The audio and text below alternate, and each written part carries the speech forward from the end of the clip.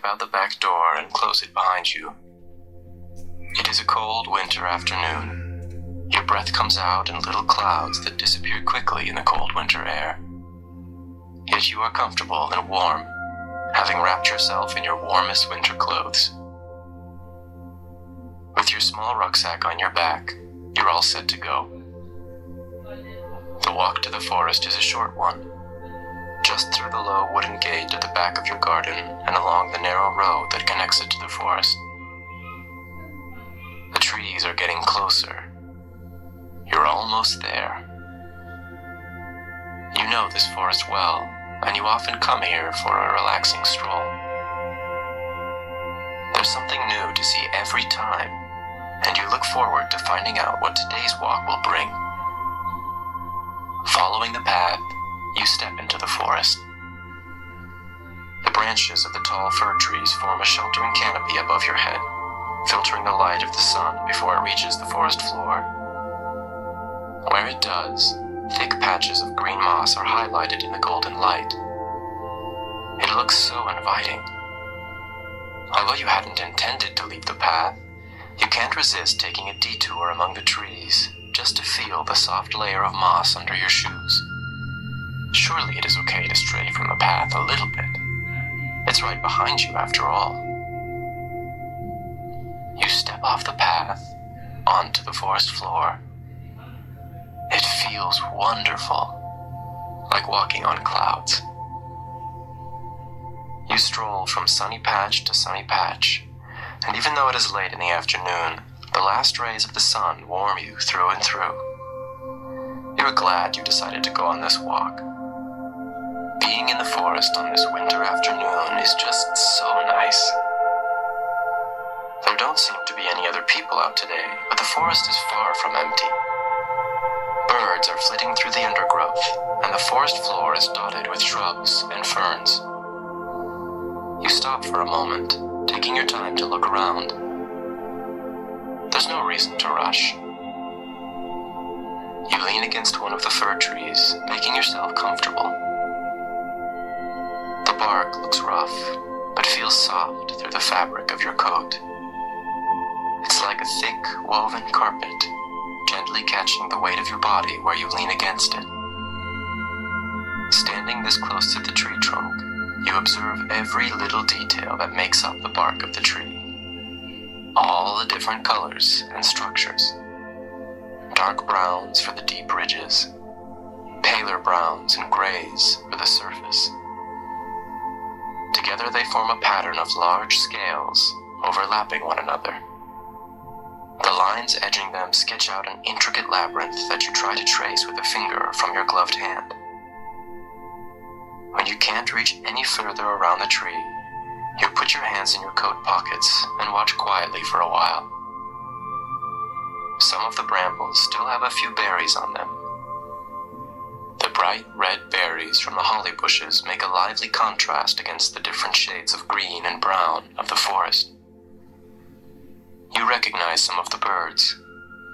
Sparrows, blue tits, even a wren disappearing into a holly bush. A blackbird flies by, holding a red berry in its beak. You realize the birds must be after the berries, or maybe just sheltering from the cold. The forest offers both. The birds are flying to and fro, chirping excitedly to one another, or so it seems. You wonder what they are talking about, and wish you were able to understand. The birds are not afraid of you. On the contrary, a robin is staring at you curiously from a branch of a nearby bramble bush. You watch as it shakes its feathers and fluffs up its red and white chest, almost as if it wants to look more impressive, especially for you. You give the bird a little wave and continue your walk. You let your hands glide along the wintergreen ferns, making their feathery leaves sway as you move on. Not far ahead of you, you see the little robin again. It appears to be following you on your walk. Or maybe it's you following the robin. You're not sure yet. Every few steps you take, The bird flies ahead of you, perching itself on a branch. There it waits patiently for you to catch up. You enjoy the little bird's company and decide to play along for a while, going where the robin takes you. The further you go, the thicker the forest becomes. Less and less light reaches the forest floor. When the undergrowth thins out and there are hardly any bushes left, the robin flies off, back in the direction you came from, as if to say, "This is as far as I go. Now you go explore on your own." You watch the bird disappear and wonder, maybe it doesn't like the deep forest and is more at home at the forest edge. You don't mind. You like the closeness of the trees. It feels cozy and safe and sheltered from the cold.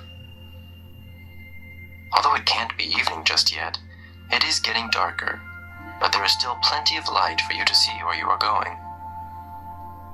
You keep walking, and for a while, there is nothing to distract you. There is just you and the forest, the wind in the branches overhead, the muffled sound of your step on the forest floor, the smell of wet moss and trees in your nose. It is not long before you spot light in the distance, clearly visible through the trees. You meander through the forest, using the tree trunks as support to make your way towards it. Closer and closer you get. Suddenly the trees open up at a small clearing. Surprised, you step out from the trees and look around. You thought you knew this forest inside out, yet you've never been here before. The clearing is completely surrounded by tall fir trees, but there is a big enough gap to allow you to see the sky. It's like a window to the world outside the forest. Back under the trees, you felt as though it was quite dark already, but out here in the clearing, you realize it must be late in the afternoon, close to sunset. You look up and watch the last colors of the day disappear. Violet, orange, red, gold. It must have been this late afternoon light that you saw from the trees, drawing you to this place. Only a few steps away, there is a pond. It reaches all the way to the far edge of the clearing and takes up most of its space. From where you stand, you can see the water of the pond is frozen. The banks look a bit barren in wintertime, but enclosed in the icy edges, you see several large stones. Filling the gaps between them are clusters of dried-out reeds and wild rose bushes. The red rose hips provide a splash of color in the dulled winter landscape. You walk towards the pond. The soft, thick moss has made way for wintry grass. It feels crisp under the soles of your shoes and more solid than the moss from the forest. You climb one of the smaller stones so you can get a better look at the pond. A thick layer of ice covers it.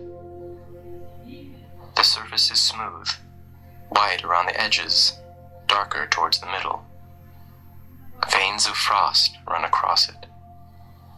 It reminds you of a polished marble floor. You try to look through the ice, but it is impossible to see what's underneath it.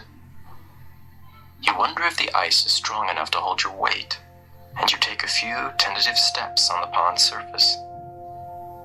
It supports you easily, so you take a couple more steps and stand in the middle of the pond. From here, you get the best view of the clearing. The openness of this place is a contrast to the density of the forest you just left, but it feels just as welcoming. You are not sure how long you've been walking, but your legs feel a bit tired. The stones edging the pond look very inviting, and you decide this is the perfect moment to take a break and rest a little. The stone you choose is one of the bigger ones. It looks comfortable enough for you to sit down on. You pull your legs up and put your rucksack beside you. The top of the stone is a bit hollow. Crossing your legs, you find it exactly supports the curves of your body. The stone itself is warm and dry from having baked in the sun all afternoon. It is nice to get the weight off your feet. Sitting here is much more pleasant than you imagined. From your rucksack, you take a thermos flask. You open it and pour yourself a cup of tea. The heat from the cup warms your hands, even through the gloves you're wearing. You inhale deeply. The fragrant tea mingles with the cold winter air and the smell of the fir trees, creating a wonderfully aromatic blend that fills your nostrils. You feel your body relax. You drink your tea slowly, savoring the taste. It is your favorite tea. Sweet, but refreshing, strengthening and calming at the same time. With each sip you take, you feel more relaxed. Any tension there was has seeped away, and you feel content and at peace. Perfect. When you look up, you see that the sun has set completely now. The violet and orange colors have made way for dark blue, indigo, and purple. Stars have come out. There are so many of them. Tiny specks of light twinkling in the velvety night sky. Moonlight reflects on the ice and covers the clearing in a cold but clear light. It is quite a magical sight. After finishing the last of your tea, you put the thermos flask back in your rucksack. You feel at ease sitting at the edge of the pond and well rested, but you're not quite ready to leave your comfortable spot just yet. So you stay a while longer, enjoying the coziness of the little clearing. You want to remember today's walk, which has brought you here to this serene and beautiful place. You take in every detail. The moonlight reflected on the icy surface of the pond, the dark structure of the fir trees surrounding you, the colors of the night sky, and the smell of the forest, even the comfort of the stone beneath you. You commit them all to your memory. What a lovely surprise, you muse, discovering this spot in the middle of the forest. A sound wakes you from your reverie. You look around, but can't locate where it came from. Just as you begin to wonder if it was your imagination, there it is again, a loud rustling of leaves and twigs. This time, you catch a glimmer of movement across the clearing. Emerging from the trees on the far side of the pond, a white stag steps into the clearing. You observe the majestic animal as it walks further out on its long, elegant legs. It is taller than any stag you have ever seen. Its thick fur coat is a pristine white that shimmers in the moonlight like alabaster. Even its antlers are white, as if covered in frost. They jut out from its head, arcing upward like many-limbed branches. The stag has clearly seen you, and you half expect it to run away. Instead, it bends its head and nibbles at the grass, completely undisturbed by your presence or your stares. When the stag has finished its meal, it looks up and you meet its eyes. For a moment, it stares directly at you, then inclines its head. It appears to be beckoning to you, inviting you to come over. You slide from your stone and cross the ice-covered pond to make your way towards the animal. But before you reach it, the stag disappears between the trees. "Wait up!" you call. "Please," remembering your manners.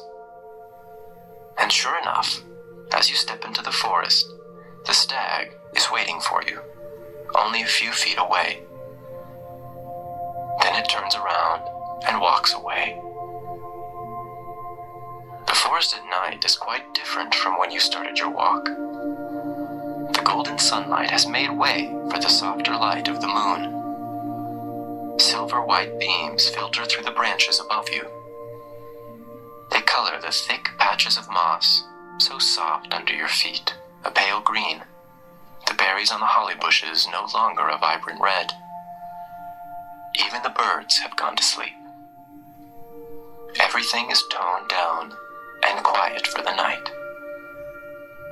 The air is much cooler than it was this afternoon, and you pull up your knitted scarf over your nose. You keep following the sure tread of the stag. It's almost as if the forest opens up a path for the animal wherever it decides to go. Although it keeps its distance from you, it is easy to see its shimmering white coat against the darkness of the trees.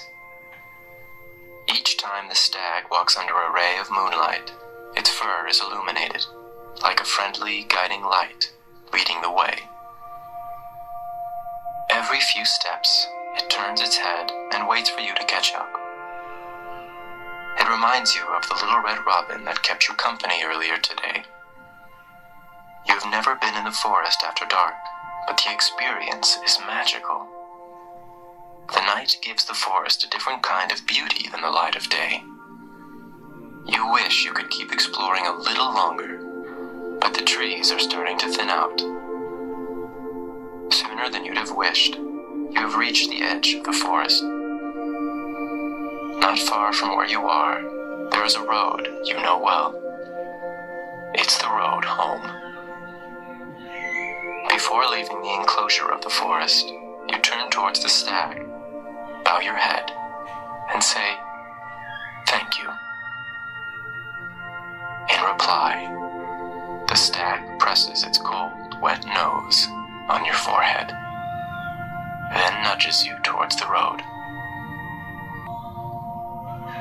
Only a few more steps now. You're nearly home. You have reached the low wooden gate to your back garden. Before stepping through, you turn to look back to the forest, hoping to catch one last glimpse of the white stag. But it is no longer there. You enter your house, take off your winter coat, and hang it on the coat rack. Your hiking boots and rucksack go underneath.